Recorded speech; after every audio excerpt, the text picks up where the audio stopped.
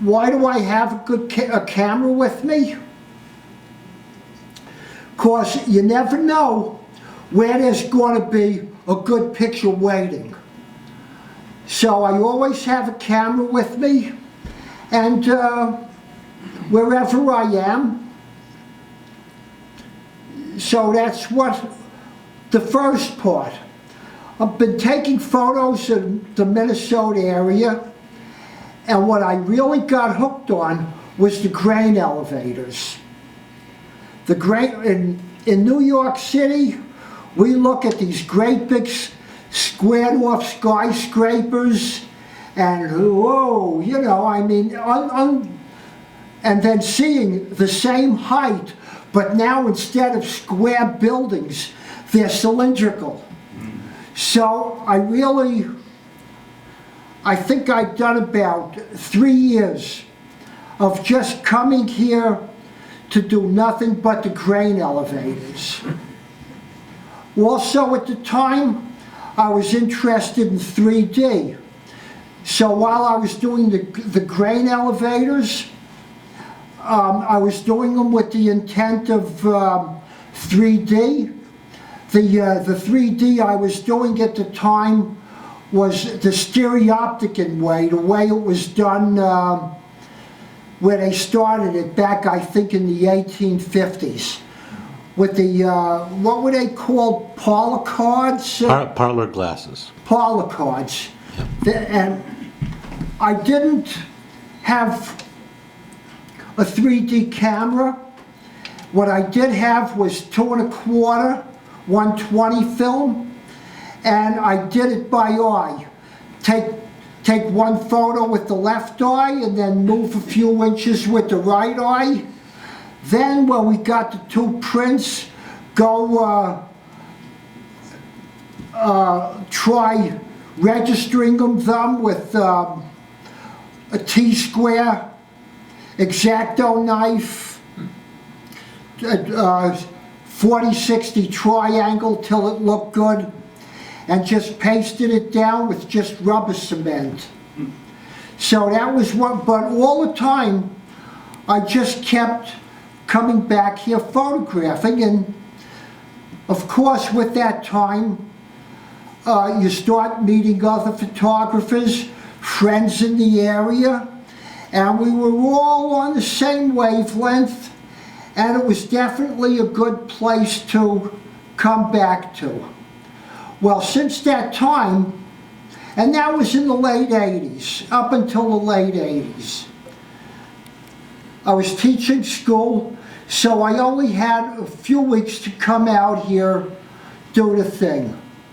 Well, what happened in the late 80s, early 90s, and this time, it's a good time to introduce my daughter Ruth, if you didn't meet her before. Hello. Well, Ruth, she was living up in Maine, where she was also raising her children. So whatever time I was doing, I guess maybe for the next 10 years, I had no choice. The time I had was, instead of coming here, to go back to Maine and play grandpa. So that was, that's what kept me away for maybe a 10-year not being here. Well, then I came back here on a fluke. I found out that a close friend was in a hospital, and if I don't come back here and see him, I may never see him again. And it was one of the best jokes anybody ever pulled on me, because I came thinking I was going to meet him in a hospital bed, and there he was, bigger and healthy with a lot more weight on than he was before. So that's what started me coming back here again. Well, I'm here, and the last day I remembered we had a friend in New York, a woman, Flo Fox, and she said, be sure when you get to Minnesota, you look up Howard. and that was the very last day before I had to go back back to New York. Well, you know, when you meet somebody for the first time, and there's something about each other that when we see each other, hey, there's something about this guy. He got the same kinds of screws loose that I have, and the same thing. But the one thing that was definite was the love, dedication to this whole whatever photography world was about. So that's where our friendship formed. So over the, I don't know, next couple of months or whatever, we were talking on the phone, and that's when he told me about the town in South Dakota that he just got. And why don't we just go out there? So that became the next chapter. And like Howard said before, we went out there, and definitely it was a definite different experience from either New York or Minneapolis. So, and then, well, he told you already, we started a campfire going and talking about a workshop, and I definitely remember saying what a great idea it was to start a workshop, because no self-respecting workshop would really want us. You know, we're definitely, whatever the workshops are, and wherever our heads were, it was definitely not the same.